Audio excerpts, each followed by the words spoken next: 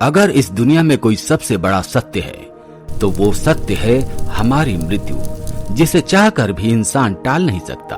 आपने देखा होगा कि हिंदू धर्म में जब भी कोई इस दुनिया को छोड़कर जाता है तो उसके शव का अंतिम संस्कार अर्थात जला दिया जाता है। लेकिन क्या आपने कभी सोचा है कि परिजनों के अंतिम संस्कार के बाद उस मृत आत्मा के साथ क्या होता है? मित्रों, गरुड़ पुराण में बताया गया है कि मृत्यु के बाद यमलोक से 2 यमदूत सिर्फ 24 घंटे के लिए आत्मा को ले जाते हैं। इन 24 घंटों में मृतक के परिजन उसके शरीर का अंतिम संस्कार और अन्य कर्म करते हैं। आत्मा को तब तक यमलोक में उसके द्वारा किए गए कर्मों को दिखाया जाता है। इसके बाद यमदूत आत्मा को वापस उसके घर पर छोड़ देते हैं। उसके बाद 13 दिनों तक आत्मा अपने परिजनों के बीच ही रहती है, यानी 13वीं तक आत्मा अपने परिजनों के साथ ही रहती है।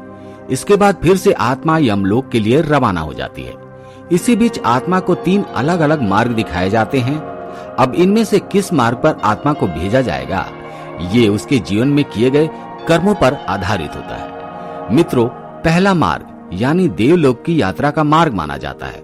दूसरा मार्ग धूम मार्ग है, जिसे पितृलोक का मार्ग बताया गया है। और तीसरा मार्ग उत्पत्ति विनाश मार्ग यानी नरक की यात्रा के लिए होता है। अपने पाप और पुण्य को निर्धारित समय तक भोगने के बाद आत्मा को फिर से शरीर मिलता है। इतना ही नहीं, मृत्यु के बाद जीवात्मा को यमलोक के मार्ग में कई प्रकार की बाधाओं का सामना करना पड़ता है। इन्हीं बाधाओं में से एक है यमलोक के मार्ग पर पड़ने वाली वैतरणी नदी। माना जाता है कि पुण्य आत्मा को इस नदी को बड़ी ही आसानी से पार कर लेती है, लेकिन पापी आत्मा इस नदी में बुरी तरह प्रताड़ित होती है। गरुड़ पुराण में बताया गया है कि पक्षी राज गरुड़ श्री हरि से पूछते हैं कि हे प्रभु, मृत्युलोक और यमलोक के बीच जो वैतरणी नदी स्थित है उसमें जीवात्मा का क्या संबंध है और उसे इस नदी से कैसी सजा भुगतनी पड़ती है? जिसके जवाब में भगवान श्री हरि ने कहा कि हे गरुड़, जो भी पापी आत्मा इस नदी में प्रवेश करती है वो रक्त रूपी जल पात्र में होके जाती है। इस नदी का रक्त रूपी जल कीटाणुओं और वज्र के समान सूंड वाले जीवों से भरा पड़ा है। साथ ही ये नदी घड़ियाल, मगरमच्छ और इनके जैसे ही अनेक हिंसक और मांस भक्षण करने वाले जलचरों से भरी हुई है। नदी में जैसे ही पापी आत्मा का प्रवेश होता है वो 12 सूर्य की गर्मी के समतुल्य तपने लगती है। उससे उस महाताप में पापी चिल्लाते हुए करुण विलाप करने लगता है। जब ताप उससे बर्दाश्त नहीं होता तब वे दुरात्मा उस भयंकर रक्त रूपी जल डुबकी लगाने लगती है। मित्रों, जिन लोगों ने अपने जीवन में पाप किए होते हैं उन्हें नरक भेजा जाता है।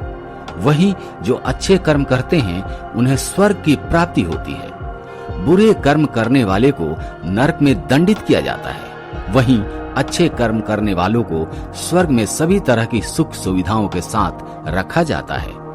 गरुड़ पुराण में बताया गया है कि जिन आत्माओं को स्वर्ग में स्थान मिलता है उन्हें यमराज स्वयं अपने भवन से स्वर्ग के द्वार तक छोड़ने जाते हैं, जहां अप्सराएं उनका स्वागत करती हैं। वहीं जो लोग सिर्फ अपने बारे में सोचते हैं और जीवन भर किसी दूसरे का हित नहीं करते, उन्हें नरक में स्थान मिलता है। बता दें, गरुड़ पुराण में अलग अलग नरकों का भी जिक्र किया गया है, जहां मृत आत्मा को पापों की सजा मिलती है। इसके अलावा गरुड़ पुराण में अंधात्मक श्रम नरक के बारे में कहा जाता है। यह नरक उन पति पत्नियों की आत्माओं के लिए है जो अपने जीवन साथी को केवल लाभ या उपयोग की एक वस्तु समझते हैं। इस नरक में उनकी आत्माओं को मारा जाता है। यह सिलसिला बहुत तेज गति से चलता है। वही नरक में उन लोगों को जगह मिलती है जिन्होंने अपने जीवन में दूसरों की संपत्ति हड़पी है। यहाँ उन्हें तब तक मारा जाता है जब तक कि वे बेहोश न हो जाएं। दोबारा होश में आने के बाद फिर से उन्हें इसी तरह लहूलुहान किया जाता है। ये सिलसिला तब तक चलता है जब तक कि सजा का समय समाप्त न हो जाए। बता दें, नरक में शिकारी लोग यानी उन लोगों की आत्माओं को लाया जाता है जो अपने शौक के लिए जानवरों की हत्या करते हैं। यहाँ उनके इस कर्म की सजा में उन्हें खौलते तेल में उबाला जाता है। मित्रों, वहीं असित पत्रम नरक में वो लोग आते हैं जो अपने कर्तव्यों से मुंह मोड़ लेते हैं, जिम्मेदारियों से भाग जाते हैं। इस नरक में उन लोगों की आत्माओं को फेंका जाता है। यहाँ लाकर उन्हें तब तक चाकुओं से छलनी किया जाता है जब तक कि वे बेहोश नहीं हो जाते। गरुड़ पुराण में कलासूत्रम नरक के बारे में बताया गया है। यहाँ उन आत्माओं को लाया जाता है जिन्होंने अपने जीवन में कभी बड़ों का आदर सम्मान नहीं किया होता।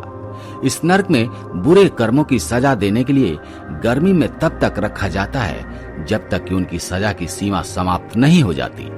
तो मित्रों, आपने देखा कि अंतिम संस्कार के बाद आत्मा के साथ क्या क्या होता है। इसके साथ ही आपने देखा कि आत्मा को किस हिसाब से स्वर्ग या नरक में स्थान मिलता है।